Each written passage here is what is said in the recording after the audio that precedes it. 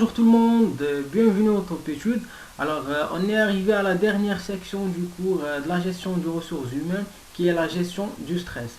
Dans cette section, on va voir qu'est-ce que le stress, les phases du stress, les origines du stress, les manifestations du stress, les risques du stress au travail et les stratégies pour vaincre le stress.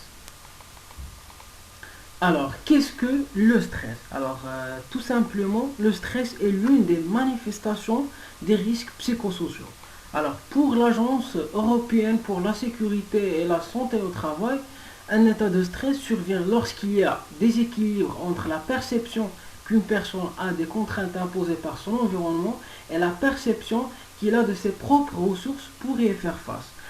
Bien que le processus d'évaluation des contraintes et des ressources soit d'ordre psychologique, les effets du stress ne sont pas de la même nature.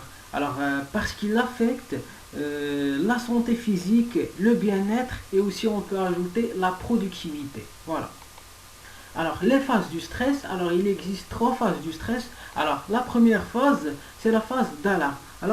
Ça concerne l'apparition des symptômes du stress. La deuxième phase, c'est la phase de résistance. Ça concerne la recherche d'équilibre interne et aussi c'est par rapport à la disparition des manifestations physiques. Et la troisième phase, c'est la phase d'épuisement. Cette phase n'intervient que s'il y a l'absence de régulation de l'organisme. Voilà.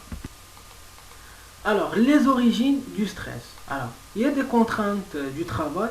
C'est par rapport à la quantité de travail, la pression temporelle au travail, la complexité du travail, aussi le niveau de responsabilité. On peut ajouter les difficultés de conciliation entre la vie professionnelle et la vie familiale. Il y a des contraintes émotionnelles aussi. Par exemple, un contact avec des personnes en situation de détresse psychologique ou souffrance physique, ça peut être aussi un sentiment de peur au travail, c'est-à-dire le risque d'accident ou bien risque d'agression physique au moral. Autonomie et marge de manœuvre. Ça concerne l'autonomie décisionnelle limitée, c'est-à-dire la participation limitée à l'organisation du travail. Il y a aussi l'impossibilité d'employer ou bien l'impossibilité de développer ses compétences. Les rapports sociaux et relations au travail. C'est par rapport à l'inexistence de coopération et soutien de la part des collègues ou de la hiérarchie, aussi par rapport à la mauvaise qualité du management et aussi l'inefficacité de la communication. Voilà. L'insécurité socio-économique, c'est-à-dire l'insécurité de l'emploi, du salaire et aussi de la carrière. Les manifestations du stress, ça peut être des manifestations physiologiques. Ça concerne des problèmes cardiovasculaires, des problèmes dermatologiques et aussi la prise ou bien la perte de poids. Il y a aussi des manifestations psychologiques, c'est-à-dire l'instabilité intellectuelle, l'anxiété par rapport aussi à la fatigue émotionnelle, la dépression, l'angoisse. On peut ajouter l'épuisement nerveux et des comportementaux. Ça concerne le tabagisme, l'alcoolisme, la violence et aussi l'absentéisme. Voilà. Les risques du stress au travail. Faut savoir que le stress au travail désorganise les entreprises si le stress est très élevé.